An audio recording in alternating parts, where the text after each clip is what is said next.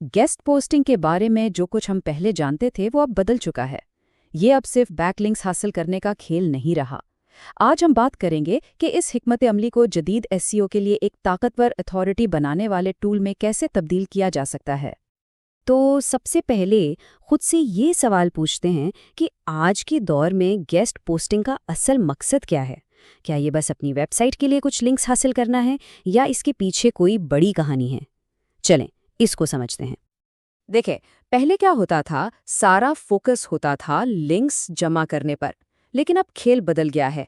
आज ये हिकमत अमली अपनी साख बनाने और दूसरों को हकीकी फायदा पहुंचाने पर मरकूज है। और ये तब्दीली बहुत अहम है क्योंकि गूगल जैसे सर्च इंजन अब सिर्फ लिंक्स नहीं देखते, वो महारत और एतमाद को ज्यादा अहमियत देते हैं।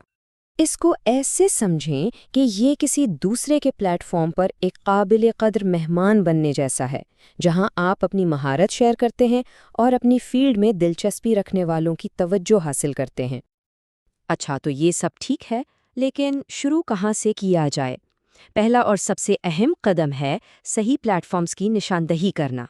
आइए देखते हैं कि अपने मवाद के लिए बेहतरीन मौके कैसे तलाश किए जाएं। देखें, एक मौसर हिकमत अमली के लिए ये 3 स्टेप्स फॉलो करना बहुत ज़रूरी हैं। पहले तो ये तय करें कि आपकी फील्ड क्या है, फिर सही तरीके से सर्च करना सीखें और आखिर में जो वेबसाइट्स मिलें उनका ठीक से जायज़ा लें। इससे ये यकीनी हो जाएगा कि आपकी मेहनत सही जगह लग रही है। ये एक बहुत ही सादा लेकिन कमाल का गूगल सर्च फॉर्मूला है।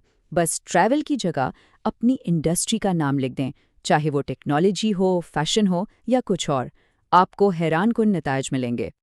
और हाँ, सिर्फ राइट फॉर अस पर ही न रुक जाएं। सबमिट अ गेस्ट पोस्ट या गेस्ट कंट्रीब्यूशन जैसे मुख्तलिफ फ़िक्रे इस्तेमाल करके आप ऐसे छुपे हुए मौके भी तलाश कर सकते हैं जिन्हें दूसरे लोग अक्सर नज़रअंदाज कर देते हैं। चलें जी, आपने एक ज़बरदस्त वेबसाइट ढूंढ ली, बहुत खूब। अब अगला कदम क्या है? अगला कदम है उनके कवानीन को समझना।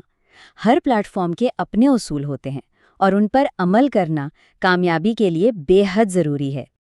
आमतौर पर वेबसाइट्स 2 तरीके इस्तेमाल करती हैं, या तो उनका एक ऑनलाइन फॉर्म होता है या वो ईमेल के ज़रिए आर्टिकल्स लेती हैं। ये बहुत अहम है कि आप उनके बताए हुए तरीके पर ही चलें। गलत तरीका इस्तेमाल करने से आपका मजमून पढ़े बगैर ही रद्द किया जा सकता है।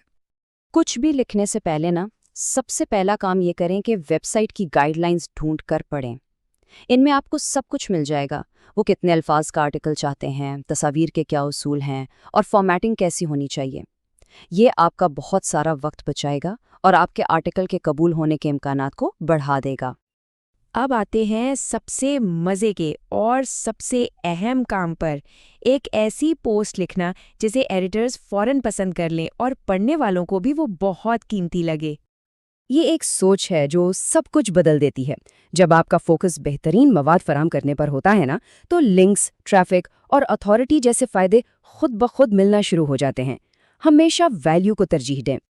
मतलब ये कि लिंक्स को कहीं भी ठूसने की कोशिश ना करें।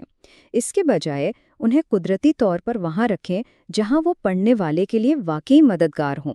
जैसे अगर आप किसी खास टूल का जिक्र कर रहे हैं तो उसकी वेबसाइट का लिंक देना एक बहुत अच्छा आइडिया है। एक बात याद रखें, ज़्यादातर वेबसाइट्स आपको अपनी साइट का सिर्फ एक, जी हाँ, सिर्फ एक लिंक डालने देंगी। इसलिए उस एक लिंक को सबसे ज़्यादा कीमती और मुतालिका बनाएं। यहाँ क्वालिटी क्वांटिटी से कहीं ज़्यादा अहम है। आपका आर्टिकल तो बेहतरीन है, लेकिन कहानी यहाँ ख़त्म नहीं होती।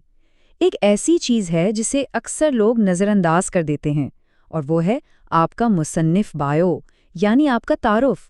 ये आपका डिजिटल बिजनेस कार्ड है। ये बात बहुत गहरी है। देखें, लोग कंपनियों से नहीं, इंसानों से जुड़ते हैं।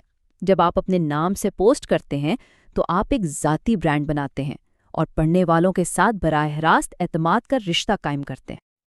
आपका बायो एक पढ़ने वाले को आपका फॉलोवर या गाहक बनाने का बेहतरीन मौका है।